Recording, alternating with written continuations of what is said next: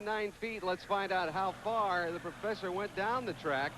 And he's still not quite there. 261 even in the yellow Model T. Well, Stan, he started off real good at the beginning there. As you can see, he's coming across the track nice and easy. But right there towards the end, the front end gets up in the air a little bit too high. Well, let's go down trackside with Mike Goss. Wayne about 8 feet behind. It was a decent run, don't you think? Yes, we've got a brand new motor in the truck, and I was a little bit hesitant with it, and I didn't launch it real well, so I'll settle for that. We'll continue with more of Trucks and Tractor Power on the Nashville Network right after this. To know how to handle a firearm. He's making an adjustment for his run in the little red truck. He'll be doing so in just a couple of moments. But the big secret in the game of pulling is weight distribution. Rich Hooser has the story. Weight distribution in a two-wheel drive class is very critical. The main objective is to get as much weight to the rear tires for the most traction as possible. Now, track conditions will dictate on where to put those weights. You can have a lot of them hanging off the front end.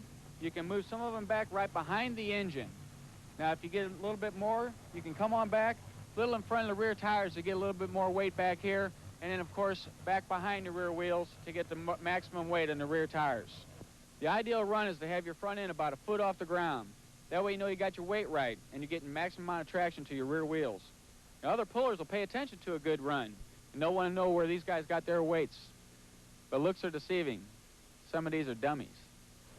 Now, Rich, what way, shape, and form would you find these dummy weights? Well, Stan, they look just like a normal weight, but what looks like 100 pounds could only weigh about 5 pounds.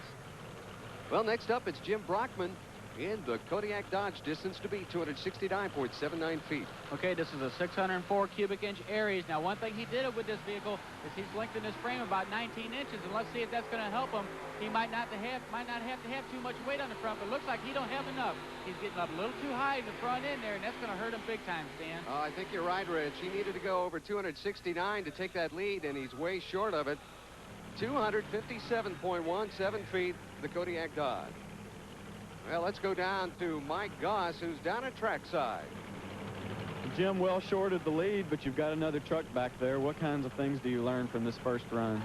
Well, we had the front end just a little bit light. We thought we'd be able to pick up some ground speed coming off the starting line and get a little bit better momentum going, but unfortunately the front end got a little bit too light and it just didn't happen. So we'll see what happens with the rest of the class, and the track may change between now and then. Well, next is going to be Stitches also. You see Brad Turner in there in control. He's the son of the owner. Jim Lyons usually drives this truck, Rich. Yeah, that's right. Lyons usually drives it. He's out with a little bit of an injury this weekend, and that's one thing why Brad is driving this weekend. It's a 557 cubic inch Chevrolet Rhoads, 1,400 horsepower. Let's see if Brad can hold on to it and get a good run. This truck usually does. Uh-oh. A little bit of problems there. Looks like might have had problems with the kill switch, Stan. Absolutely. As you can see, stopped at about 135 feet. Right. He didn't get very far at all. It just seems like there might have been a problem with either a malfunction or the kill switch pulled out. Let's see what happened. All right, we can go down to Mike Goss trackside, see if he'll have the story. Bradley, you had some problems up there early. What happened? Yeah, I was making a good pull, but it just seemed like me and Jim thinks the kill switch got pulled out some way, but they said it didn't now. But the motor cranked right back up, and that's the only thing we can figure out. Well, Stan, if there was a malfunction with it, it still stands as a legal pull. He went past the 75-foot mark, so that's all he gets. Well, next up, it's going to be Lige McLean out of DeMossville, Kentucky in Rowdy.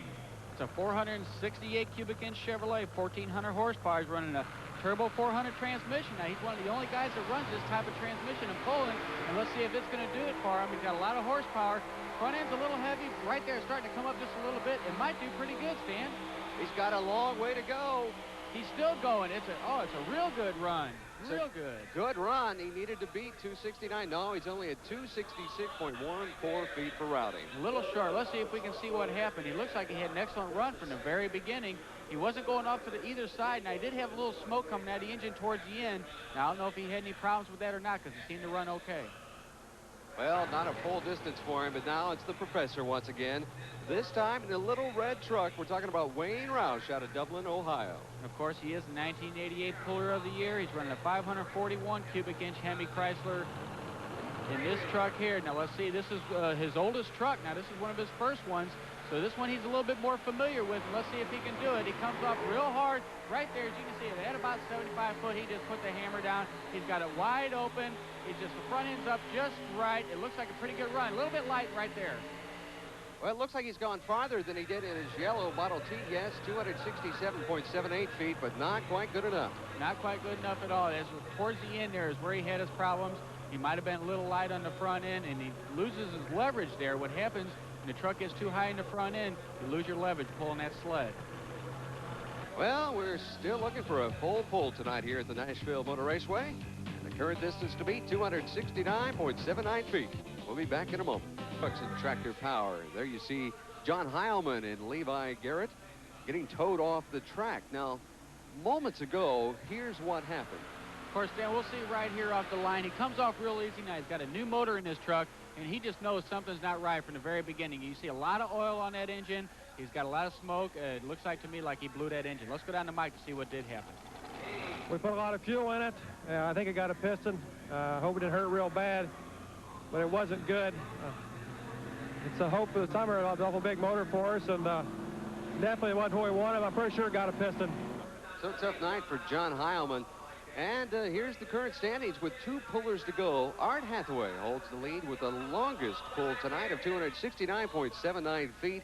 And coming up next, it's Ray Carpenter in the Sundance Kid out of Bettendorf, Iowa. Stan, it's a 1988 S10, 649 cubic inch, 2,500 horsepower. Now this guy, he's got a lot of horsepower. This used to be a different pulling vehicle, but he's done a lot of modifications to it. Let's see if he did the right ones to win this thing tonight. He looks like he's coming off a little bit easy, but there, just like the other guys, he nails it real hard. Oh, Stan, look at that beautiful run. He's got the front end perfect.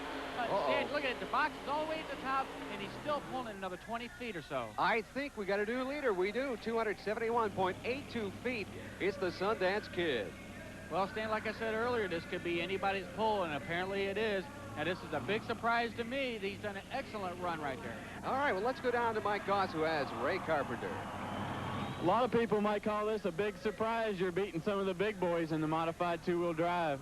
Oh, we're really happy. I'll tell you, if it wasn't for people like Bandag and Bill Humphrey and Rick Kepley, my crew chief, Pat Connor, you know, it's the people behind the scenes that make this thing possible. I just sit in here and flip the switches. So it's going to be up to Jim Brockman in the final pull. He's driving the Kendall C-Cab.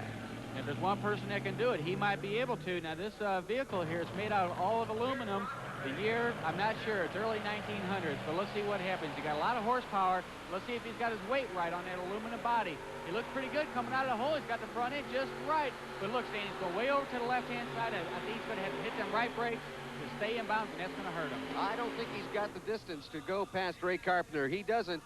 253.53 feet.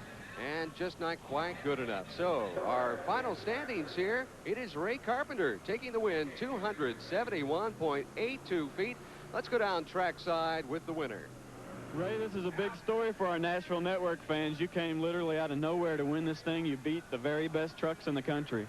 Well, it sure wasn't easy. They didn't hand it to us. You know, we run against the toughest iron in the country down here, and we had to wait right. I think maybe we read the track a little better than anybody, and you know, out of all the teams, there's about 75 other people.